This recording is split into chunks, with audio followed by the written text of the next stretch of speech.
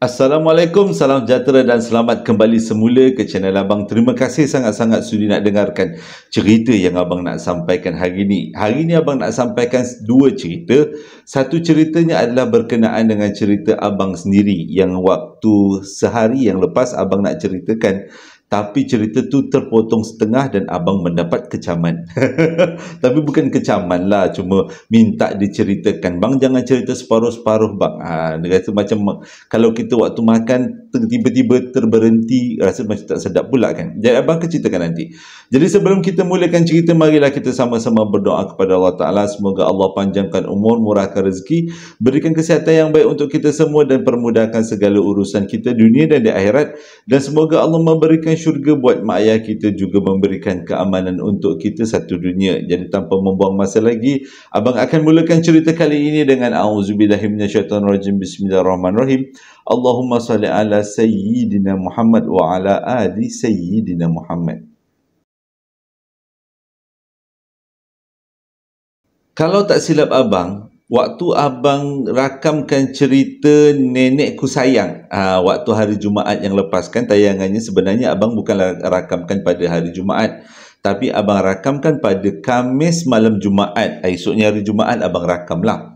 Jadi ceritanya, cerita Nenekku Sayang ni antara cerita yang paling, bukanlah yang paling, tapi antara cerita yang buatkan abang rasa seram sejuk sewaktu menceritakan. Dia ada dua sebab kenapa abang rasa seram sejuk sewaktu menyampaikan cerita tu.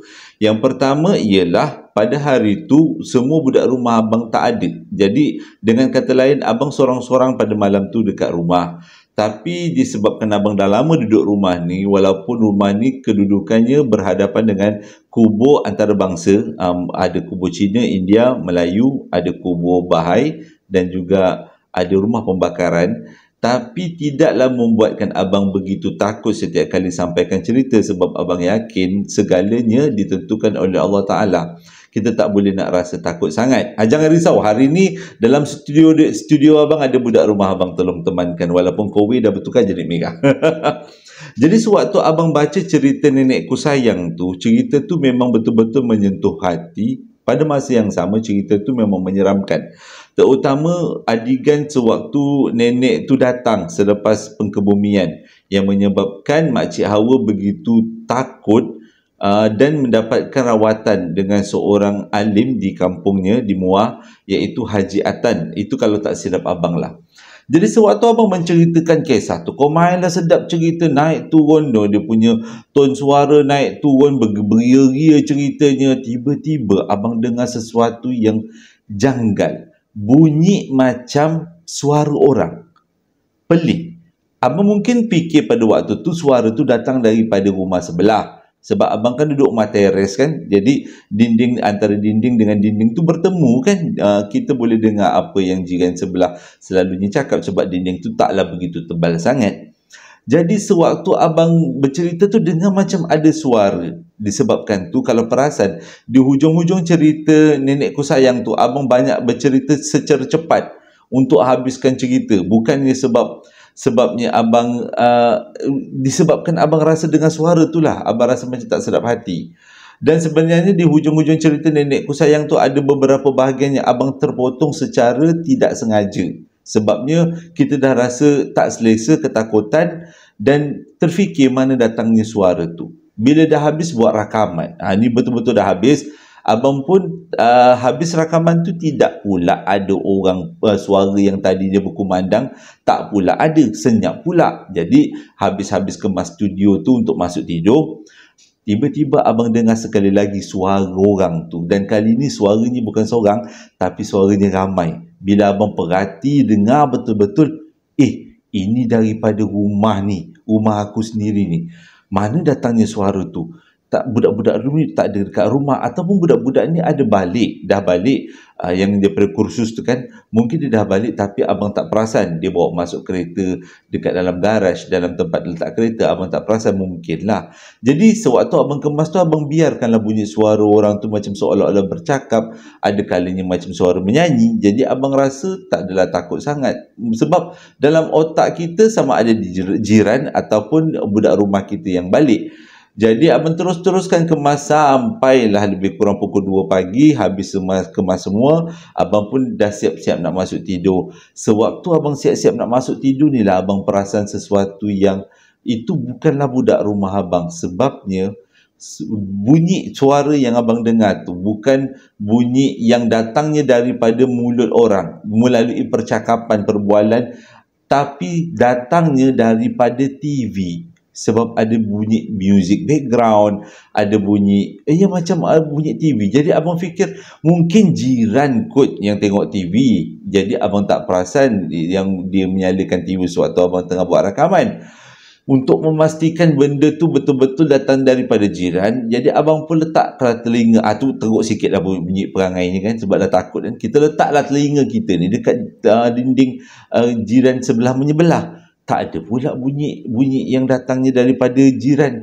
Bunyi-bunyi bising tu, bunyi-bunyi orang berborak tu, takkan daripada rumah sendiri. Tak apalah, abang pun dengan menggatal-gatalnya pergilah buka pintu bilik, dan abang letak telinga dekat celahan pintu yang abang buka. Waktu tu satu rumah tak adalah gelap, tapi ada lampu yang dinyalakan di kawasan tempat letak kereta, adalah nyalakan lampu, dan lampu ada satu lampu tu kita menamakan lampu tidur yang diletakkan dekat tingkat bawah. Lampu tu je lah menyala. Waktu abang buka pintu tu dan abang pasang telinga, rupanya bunyi tu datang daripada rumah abang. Dengan kata lain, TV rumah abang terbuka, padahal sebelum abang masuk tidur ataupun sebelum masuk ke studio, abang dah tutuplah segala switch. Sebab pernah dengar orang kata mudah terbakar kan kalau switch terpasang macam tu. Kita tak tahu short circuit berlaku bila-bila masa je tanpa kita jangka. Dan abang memang dah pastikan abang dah tutup semua TV. Tapi pada waktu tu abang dengar TV abang di tingkat 2 berbunyi. Dan dah berbunyi tu pula, dia bukan sebarang channel Cina yang abang buka. Dengar macam orang opera Cina menyanyi. Bukanlah opera, dia macam drama Cina. Macam kita buka YouTube drama Cina. Dia bukan bahasa Cantonese, dia bahasa Mandarin. Lepas tu abang pun tutup dah pintu balik. Memang habislah selubung satu bilik. Selubung daripada kaki sampai ke kepala. Memang abang tak buka lah. Asyik baiklah waktu tu malam tu cuacanya sejuk juga. Kalau panas memang huru-hara lah berpeluh. Abang tak sedar bila masa abang terlelap. Tapi abang tahu sepanjang abang berjaga, memang bunyi TV tu menyala dekat tingkat bawah. Bila esok paginya abang cek, memang tak ada TV yang menyala. Abang tanya dengan budak rumah abang, ada ke balik malam tadi? Seorang pun kata tak ada balik, semuanya masih ada dekat lokasi masing-masing. Jadi abang tahulah makhluk alam sebelah ada kalanya nak bergurau. Dia bukanya TV sewaktu abang menceritakan kisah mereka sebagai hiburan tambahan yang tak berapa nak lucu. Jadi tu yang cerita yang abang nak sampaikan. Kecut perut. Siapa kata tak kecut perut? Kita walaupun cerita kisah seram, tetap juga kita kecut perut kan. Tapi nak buat macam mana? Itu pilihan jalan yang kita pilih. Jalan yang abang pilih untuk menceritakan kisah-kisah yang dihantarkan kepada abang sebaik yang mungkin. Jadi abang tempuh je lah. Malam tu tidurlah macam biasa. Sedar-sedar dah subuh dah esok paginya kan. Tak adalah lagi. Lepas tu dah tak ada lagi lah bunyi-bunyi TV menyala, orang bercakap tadi. Itulah kali pertama dan kali terakhir. Abang rasa mungkin disebabkan cerita yang abang sampaikan, iaitu Nenekku Sayang. Cerita yang abang nak sampaikan hari ni memang betul-betul buatkan abang rasa kena pula. Ceritanya adalah berkenaan dengan COVID tau. Dan sekarang ni memang zaman COVID tengah menaik semula. Abang tak tahu datang daripada mana. Abang doakan semuanya selamat, semuanya dalam keadaan yang baik supaya kita semua tidak diserang COVID lah. Amin ya Rabbal Alamin. Tak naklah terjadi peristiwa pada tahun 2021 yang lepas. Cukuplah menyebabkan ramai kawan-kawan baik abang meninggal dunia. Yang baik-baik betul meninggal dunia. Dan abang rasa macam kecewa. Bukan kecewa, tapi lebih kepada terpaksa menerima takdirnya. Bukan terpaksa, abang belajar menerima takdirnya yang mengatakan kawan-kawan abang dah tak ada. Dan cerita kali ini, cerita kali ini adalah tahun 2021 berkenaan dengan COVID juga. Diceritakan kepada abang oleh seorang yang bernama Amanda. Dan katanya pada waktu tu Amanda berumur 20-an sewaktu kejadian tu berlaku. Amanda ni dia kata dia tinggal dekat satu daerah di negeri Sabah. Dia minta abang untuk sembunyikan kisah ni sebab dia berkenaan dengan COVID, yang mana benda ni agak sensitif kalau kita sebut secara umum kan. Jadi dia kata bila dia waktu zaman COVID tu memang dia makan jamu, ambil tindakan-tindakan yang menyebabkan untuk mengelakkan daripada COVID. Dia tak nak kena COVID sebab dia kata kalau dia kena COVID pada waktu tu kita vaksin pun belum lagi ada dan kebarangkalian untuk kena jangkitan dengan teruk dan meninggal dunia tu sangat tinggi lah dia kata. Tapi dalam nak mengelak-ngelak tu tetap juga kena pergi kerja, tetap juga kena pergi kedai walaupun dihadkan dan juga pakai mask waktu tu belum ada vaksin lagi. Tetap juga kena sebab dia bekerja dalam satu sektor yang memerlukan dia punya contribution ataupun dia punya sumbang tenaga. Nak tak nak kena juga pergi kerja. Dan bila dah pergi kerja, kadang-kadang kita tak perasan kata Amanda, yang mana kita punya mask tertanggal, lepas tu tangan kita tak cuci dengan sanitizer dengan betul. Jadi disebabkan tu pada waktu tu tiba-tiba satu hari dia sesak nafas, rasa macam tak boleh nak bernafas, rasa macam dada tu ketat betul. Mula-mula diingatkan itu setakat benda-benda penyakit yang biasa. Jadi dia pun beritahu dekat keluarga dia yang dia rasa macam tak sedap. Jadi keluarga dia pun minta dia buat pemeriksaan dekat klinik kesihatan berdekatan. Disebabkan keluarga dia ni memang ada anak kecil dan juga ada orang tua. Dia tak naklah fikir benda tu sebagai mementingkan diri sendiri aja. Tak nak buat cek, duduk je lah dekat dalam bilik. Tak naklah bahaya kan dia kata. Jadi dia pun pergilah buat check up dekat KK. Bila sampai dekat check up kat KK confirm. Dia orang beritahu yang Amanda dah kena COVID. Waktu tu dia kata jantung dia macam terberhenti beberapa saat. Sebab dah terbayang kebanyakan orang yang kena COVID pada waktu cycle kedua. Yang ini 2021 tau, cycle kedua. Kebarangkalian untuk hidup tu memang sangat tipis lah. Seram dia kata. Terus dia tak boleh balik rumah, terus dia naik atas ambulans, terus dihantar ke kawasan pusat kuarantin. Pada waktu tu pusat kuarantin berada di hospital di kawasan itu. Abang tak boleh nak beritahu sebab Amanda kata jangan beritahu bang sebab ni sensitif. Jadi dia pun duduklah dekat pusat tu. Pusat tu sebenarnya ward lah. Ward yang dibahagikan dalam beberapa kubikel. Dalam satu kubikel menempatkan 6 biji katil dan semuanya adalah orang yang berkenaan dengan sakit COVID. Cumanya dia kata yang menjadi sedikit lah. Dia tak adalah merungut. Dia kata. Yang menjadi sedikit tak selesa tu adalah lelaki dengan perempuan dicampurkan sebab untuk mengelakkan daripada tempat-tempat atau katil-katil yang tidak digunakan dan terbuang macam tu je. Jadi dalam kawasan kubikel Amanda tu ada sebelah kanan ada pakcik, sebelah kiri katil kosong, sebelah depan ada makcik. Tapi pakcik dengan makcik ni memang dah doktor kata dah nyawa-nyawikan lah. Katil 6 katil tadi tinggal dia orang bertiga ni kan. Jadi katil depan tu nenek tu memang dah bukan abang nak cakap ditutup oksigen. Di-intubate. Itu bahasa Inggerisnya. Makcik yang depan katil Amanda tu dia memang tunggu masa je lah orang kata. Yang katil sebelah katil Amanda tu ada pakcik tu. Pakcik tu pun memang uzur sangat-sangat. Jadi nak jadi cerita selang beberapa, dia duduk dekat ward tu 6 hari je. Tapi dia kata selang beberapa jam lepas tu makcik yang ada katil depan tu dibawa masuk ke dalam bilik ICU. Jadi dia tak tahu apa yang terjadi pada makcik tu. Tapi apa yang diperhatikan pada pakcik yang duduk sebelah katil itu memang keadaannya sungguh sangat menyedihkan. Dia nak bernafas susah. Bila dia tanya pakcik okey ke tidak, kenapa bernafas macam ni, pakcik tu beritahu dia memang lebih rela untuk pergi sebab dia pun dah kata dah tua, dia dah umur 80. Dia kata kalau dia dah pergi pada waktu ni dia reda dia kata. Jadi pada waktu tu Amanda rasa sedih sangat-sangat sebab melihat apa yang tak sepatutnya berlaku kan. Sedih sangat dia kata. Dan tak lama lepas tu si pakcik ni pun masuklah dekat dalam ward ICU dan tinggallah Amanda seorang-seorang dalam kubikel yang ada 6 katil, 5 daripadanya kosong, tak ada katil. Nak tak nak tetaplah juga teguhkan iman kata Amanda. Nak tak nak tetap juga sebabnya kata setiap ada masa-masa tertentu nurse akan datang untuk buat pemeriksaan, cek darah tinggi, tekanan darah dan juga bagi ubat. Okey. Pada satu malam, masa ni Amanda tinggal sorang-sorang kat katil. Belum ada lagi orang masuk. Jadi pukul 11 malam lah macam tu, 12 malam, salah, pukul 2 pagi lepas tu, tiba-tiba Amanda ni entahlah kenapa dia kata perut dia sakit memulas-mulas. Nak tak nak, dalam keadaan takut tak berapa takut, dia tetap juga kena pergi tandas.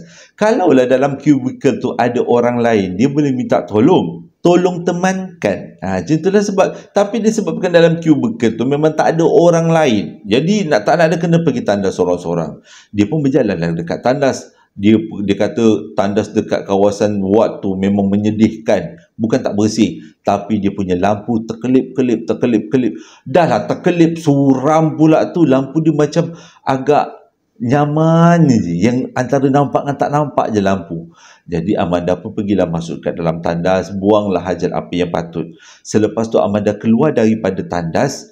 Waktu dia nak keluar daripada tandas tu, dia dengar dekat tandas yang paling hujung ada macam orang buka air pipe. Jadi Amanda fikir mungkin ada orang masuk dalam tandas tapi lupa nak tutup ataupun masih lagi ada dekat dalam tandas tu. Jadi Amanda pun pergilah ke kawasan sinki basuh-basuh muka.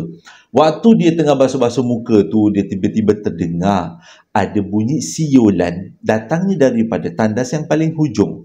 Wah, kata Amanda, betul lah, memang ada orang. Jangan risau, tak ada apa-apa ni. Dia kata dia jangan bersiul aja. Tunggulah kejap lagi orang tu habis buat apa-apa dalam tandas tu, dia keluarlah. Itulah cara Amanda memujuk hati. Dan tiba-tiba selepas dia membersih-bersihkan muka dia dengan air, dia dengar ada pintu terbuka dan dia pandang pintu terbuka tu adalah pintu tandas yang paling hujung. Waktu tu Amanda rasa okey lagi. Mungkin orang. Tapi selang 10 minit, tak ada orang pun keluar daripada tandas tu. Dan pintu tandas tu memang terbuka secara sendirinya. Dan tak ada orang yang keluar daripada tandas tu. Waktu tu Amanda dah menggigil lah. Dia kata dia berdiri depan cermin. Waktunya tadi sebenarnya nak cuci muka. Dia berdiri dekat depan cermin dan dia memandang ke arah pintu tandas terakhir yang terbuka secara sendiri. Dan dia tunggu apa yang akan keluar daripada tandas tu. Mesti semua tak jangka apa yang akan keluar. Tiba-tiba, dia dengar tapak kaki keluar daripada tandas yang paling hujung. Tapak kaki tu semakin mendekati Amanda. Tapi Amanda tak nampak pun apa yang ada di depannya. Walaupun tapak kaki tu berjalan ke arahnya, tapi tak tahu tapak kaki tu kepunyaan siapa. Disebabkan Amanda dah terlalu takut, Amanda cakap jugalah, siapa tu? Dah, itu memang pantang lah. Cerita-cerita hantu pun kalau panggil macam tu memang pantang. Benda tu tak menjawab, tapi benda tu menyahut dengan cara lain. Dia bersiul. Pi. Macam tu lah lebih kurang. Dan dengar bunyi siulan tu bergema dekat dalam satu tandas, tapi tak tahu datang daripada mana. Yang Amanda yakin dia datang daripada seseorang yang berdiri dekat depan dia. Tapi seseorang itu tidak kelihatan dengan mata kasar. Kalau kita memang lagilah. Amanda pun sama. Dia pun cabut dah lari. Bila dia keluar daripada tandas tu, dia dengar dekat belakang ada orang lelaki yang gelak. Dia yakin tu bukan manusia, tu daripada alam sebelah. Dia pun pergilah dekat katil. Bila sampai dekat katil, muka dah menggigil-gigil ni, dah ketakutan dia ni. Jadi dia cuba selubung, relaxkan badan, relaxkan tak ada, moga-moga tak jadi apa-apalah. Tengah-tengah dia relax tu, tiba-tiba datang lagi seorang pesakit, dimasukkan dekat dalam ward dia. Jadi dengan kata lain, dalam cubicle ni ada 6 katil, 2 daripadanya dah dipenuhkan, iaitu 1 katil Emilia, 1 katil seorang makcik. Lega gila Emilia kata, Amanda, lebih lega betul. Amanda kata sebab ada orang lain masuk, dia tak adalah takut sangat. Sebab ward tu memang ward hospital, suram-suram lah kan. Jadi makcik tu yang masuk, dia tak teruk sangat. Cuma doktor nak supaya dia duduk dekat ward tu untuk sebagai pemantapan. Jadi dia duduk kat sebelah katil Amanda. Katil yang dulunya adalah kepunyaan seorang pakcik, yang pakcik tu dah dibawa ke bilik ICU kan. Itulah gitu. Jadi makcik tu tanya, Amanda okey? Kenapa muka Amanda pucat? Nampak hantu ke? Dia kata. Jadi Amanda pun cakap, makcik, saya nampak hantu, ada orang bersiul dekat tandas tu. Cik baik Amanda bagi tahu, memang kalau tidak makcik nak buang air tengah-tengah malam tak jadilah. Makcik buang air dekat dalam plastik je lah. Taklah, itu tambahan abang. Dia kata. Jadi makcik tak berjadilah buang air. Dia kata, malam tu dua beranak ni, dua orang ni tidur ketakutan. Dan lebih kurang pukul 4 pagi, bila Amanda bangun, tengok sebelah katil tak ada orang. Dah diingat, alamak, itu katil aku berborak dengan hantu ke? Rupanya tak, makcik tu dia masuk ke dalam ICU sebab tiba-tiba oksigennya drop. Dan esok paginya, Amanda pun ceritalah hal ni kepada salah seorang nurse yang lebih kurang umur-umur dia juga. Jadi dia ceritakan pasal tandas tu pada nurse tu. Nurse tu boleh cakap apa? Oh, Amanda hati-hati kalau nak pergi tandas melebihi pukul 2 pagi. Kalau boleh pergi dengan orang, berteman. Kalau tak ada orang teman, boleh panggil nurse akan tolong temankan. Kenapa? Amanda kata.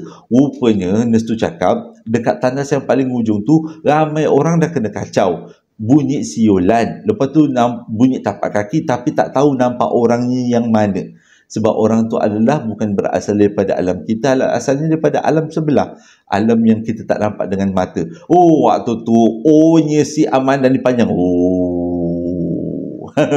Barulah dia tahu rupanya bukan dia je yang kena dengki dengan makhluk alam sebelah tu. Rupanya ni pun juga ramai juga yang kena, termasuk nurse-nurse.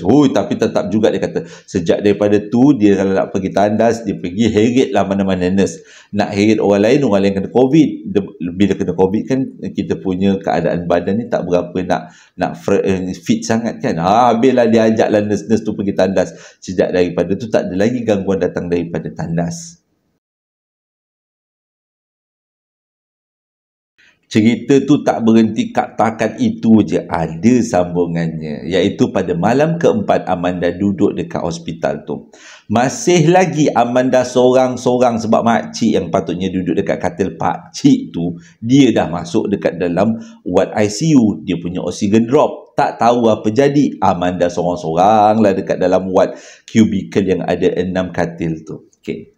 Jadi pada malam tu, selepas 2 malam daripada malam kejadian pertama yang berlaku dekat tandas, Amanda sebenarnya tak berapa nak takut sangat sebab walaupun cubicle tak ramai orang, suasananya agak suram, tapi meja nurse tu tak berapa jauh daripada tempatnya, hanya dipisahkan dengan kanvas sahaja untuk mengelakkan daripada bakteria atau virus-virus tu tersebar. Macam tu je lah kan. Jadi pada malam tu Amanda tidur lewat sikit. Tak tahulah kenapa, dia kata mungkin panas sebabnya waktu hanya ada kipas, tak ada aircon. Pusing kiri, pusing kanan, rasa macam tak sedap hati je. Ada yang tak kena ke apa benda ni.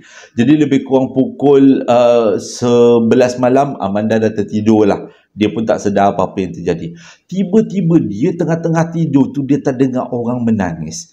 Dia rasa macam, aduh, siapa pula yang menangis tengah malam ni? Pesakit baru ke? Tolonglah, orang lain kena COVID juga tapi time tidurlah. Itulah dalam fikiran Amanda. Dia tak keluarkan kat mulut.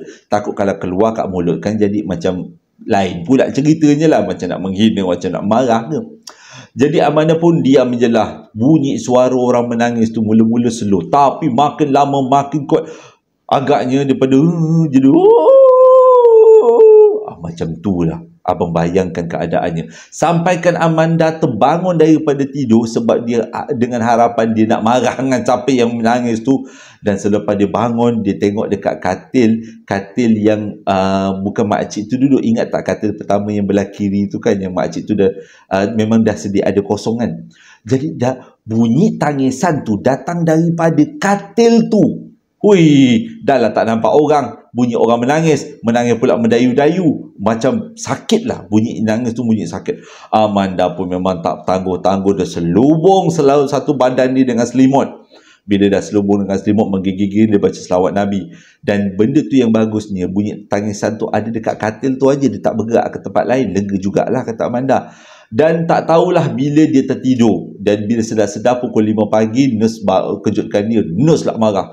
Dah kenapa kena selibung-selibung satu badan ni? Jadi Amanda cakap lah, ada hantu kacau. Dia kata, oi, awak tahu tak, saya tengok daripada jauh tengok awak berselibung. Saya pula yang takut kan. Tapi awak jangan risaulah. Namanya pun hospital. Macam-macam cerita yang berlaku. Nak kata gangguan tu memang satu benda yang normal. Dan dah dia kata jangan takut sangat. Jadi Amanda pun dalam keadaan berani tak berani ya, dia pun tanyalah dengan nurse tu. Nurse, dia kata, dekat katil tu ada orang mati ke nurse? Oh, dia kata ada. Dia kata sebelum Amanda masuk ada seorang budak perempuan muda.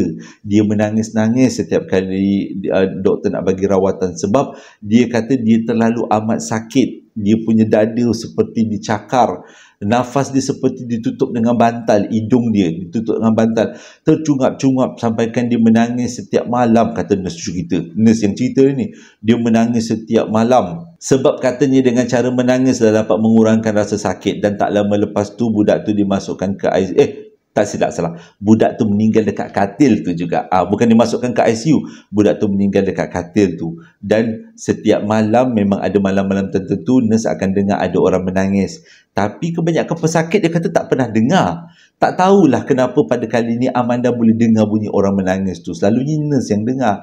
Dan budak tu meninggal dengan keadaan yang muda lah. Dan sebelum tu, sebelum budak tu meninggal dekat katil yang sama, ada seorang makcik pun meninggal juga. Meninggal sebab COVID. Dan sewaktu makcik tu meninggal, dia pun menangis juga. Dia menangis, meninggal. Jadi, dua peristiwa meninggal tu mungkin menyebabkan kat katil tu ada sesuatu yang menjadi penunggu kat katil tu, yang menangis, meniru apa yang dua pesakit sebelumnya duduk dekat katil tu buat. Sebab sakit, menangis untuk menahan sakit kan. Jadi tak mustahil lah yang benda-benda tu datang disebabkan terkait lah, ada kaitan dengan kedua kematian. Bila dengar macam tu, sekali lagi lah, Amanda, panjang lah, barulah tahu ada cerita di sebaliknya. Dan untuk mengelakkan perkara-perkara pelik berlaku untuk kali yang kedua, Amanda pun apa lagi, mintalah dengan nurse, tukarkan katil, dia tak nak duduk sini, dia rasa suram lain macam, tak sedap hati. Jadi dia nurse pun carilah kawasan kubikel lain, ada tak katil kosong hujung, tak jauh daripada kubikel Amanda ada satu katil kosong, tapi bercampurlah, ada lelaki ada perempuan dalam tu. Amanda kata dia tak kisah asalkan dia tak nak duduk dekat dalam kawasan bilik kubikel yang menyeramkan.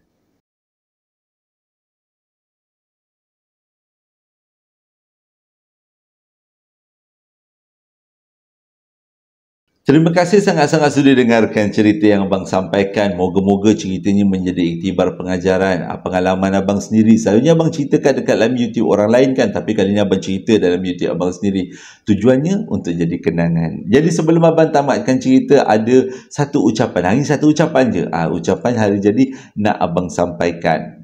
Sebenarnya ucapan ni dah lama dihantar ke abang, lebih kurang 24 Ogos yang lepas. Tapi itulah, hantarkan ucapan melalui email memang lambat abang baca. Kalau siapa-siapa nak sampaikan ucapan, hantar je dekat komen. InsyaAllah abang baca, sebab kebanyakan komen abang baca. Satu-satunya YouTuber yang baca semua komen. Gigih kan abang, bukan apa, fikirkan orang dah penat-penat tulis komen. Abang perlu rajin untuk tahu tentang semua pandangan-pandangan daripada semua. Okey, jadi mesej ni abang bacakan. Dia kata, Assalamualaikum, saya Ahmad Rizal bin Romli yang mesej abang dekat Facebook. Kalau tak keberatan, bolehkah sampaikan ucapan selamat hari jadi buat bapa saya, iaitu Romli bin Ahmad yang jatuhnya pada 25 Ogos. Dan juga hari jadi isteri saya, iaitu Mazuriwati binti Ahmad, yang jatuhnya pada 26 Ogos. Boleh tak bang? Dia kata, semoga permintaan saya tidak membebankan abang. Abang yang rasa bersalah, sebab patutnya abang sampaikan ucapan ni awal, tapi abang terlewat sebab diletakkan dekat dalam email kan, abang lambat baca email. Minta maaf sangat-sangat. Jadi daripada pihak JSPL, abang ucapkan selamat hari jadi buat Pak Cik Romli bin Ahmad dan juga Puan Mazuriwati binti Ahmad. Semoga dipanjangkan umur, dimurahkan rezeki, diberikan kesihatan yang baik, dipermudahkan segala urusan dan sentiasa dalam rahmat Allah. Amin ya rabbal alamin. Dan abang minta maaf kepada Rizal bin Romli sebab abang terlambat baca. Minta maaf sangat-sangat. Abang minta maaf betul-betulnya. Terima kasih sangat-sangat sudah dengarkan cerita yang abang sampaikan hari ini. Dan pada yang nak membeli sambal lara, perapan sate dan juga coklat moist, masih lagi abang jual dan abang letakkan link-link pembeliannya di bawah setiap video yang abang sampaikan. Hingga berjumpa lagi esok dengan cerita yang lain, satu pengalaman yang lain. Assalamualaikum warahmatullahi wabarakatuh.